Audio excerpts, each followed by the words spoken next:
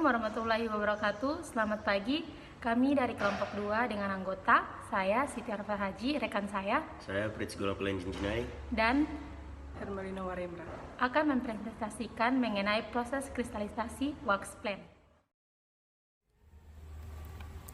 Proses kristalisasi proses untuk memisahkan parafin wax dengan minyak dalam suatu campuran.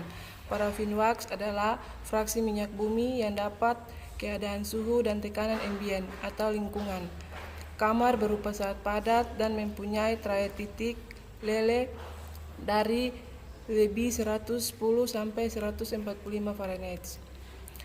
Cara pembuatan parafin wax ada dua. Yang pertama, wax plant. Wax plant terdiri dari 4. Yang pertama, dewaxing dan filtrasi. Yang kedua, sweating. Yang ketiga, treating. Yang keempat, molding. Yang kedua, make dewaxing. Proses wax plant. Yang pertama yaitu dewaxing. Proses pengambilan wax dengan cara pengkristalan dan pengeringan. Proses suhu sekitar dari 0 sampai 15 Fahrenheit sehingga kristal-kristal wax akan terbentuk dalam sebuah exchanger.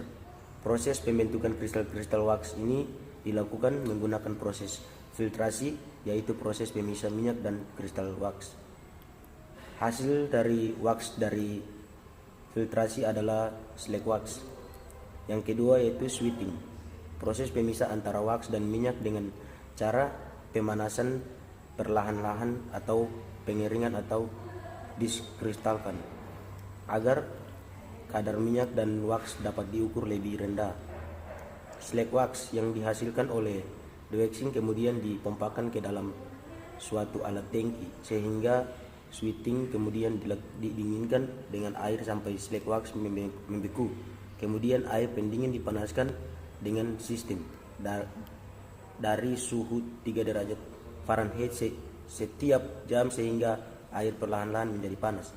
Proses sweating dihentikan di mana minyak yang mempunyai titik leleh antara 40 derajat Fahrenheit sampai dengan 155 derajat Fahrenheit sehingga disebut sebagai oil Rensleigh.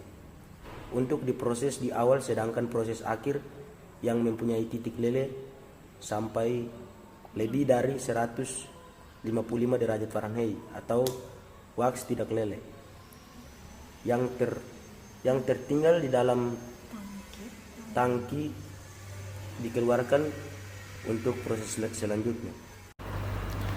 3. Treating. Memisahkan minyak yang masih terkandung agar mendapatkan wax dengan mutu yang lebih tinggi dengan 3 cara, yaitu yang pertama, reaksi dengan asam sulfat pekat sambil dialirkan udara dan dipanaskan. Kedua, absorpsi dengan clay atau tanah liat, di mana clay dicampurkan dan dipanaskan. Dan ketiga itu kombinasi.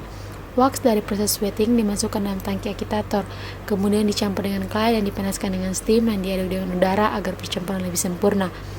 Bila treating menggunakan clay, hasil campuran clay dan wax yang masih panas dimasukkan ke dalam filter press untuk memisahkan antara wax panas dengan clay. Wax yang panas akan keluar dari filter press, sedangkan clay yang akan tertinggal dalam filter press. Wax yang keluar dari filter press kemudian siap diproses di molding. Ini adalah proses akit dan clay treating, di mana rangkaian proses ini berlangsung pada 2 agitator yang fungsinya sebagai agitator asam dan agitator clay.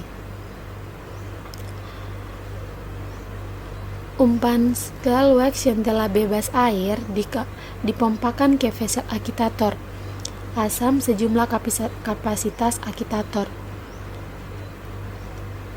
Dari agitator asam ini, wax ditransfer ke clay agitator untuk dilanjutkan dengan penambahan clay yang berfungsi mengadsorb gugus impurities dan minyak dengan target perbaikan thermal stability. Proses akhir dari treating adalah penyaringan partikel padat atau X-clay pada saat pemompaan atau rundown produksi melalui clay filter. Kemudian yang terakhir yaitu molding, di mana molding adalah proses pencetakan wax agar wax mudah untuk dikemas dan distribusikan. Wax dari treating yang masih panas kemudian dimasukkan ke dalam pencetak atau loyang dengan ukuran tertentu. Kemudian wax didinginkan sehingga membeku. Setelah membeku, wax tersebut dikeluarkan dari pencetakan dan kemudian dikemas dan siap untuk dipasarkan. Contoh pengemasan molding di sini tuh ada 2 contoh, yaitu seperti kotak atau lempengan yang di sebelah kiri dan seperti dikemas seperti butiran-butiran. Sekian presentasi dari kami. Wassalamualaikum warahmatullahi wabarakatuh.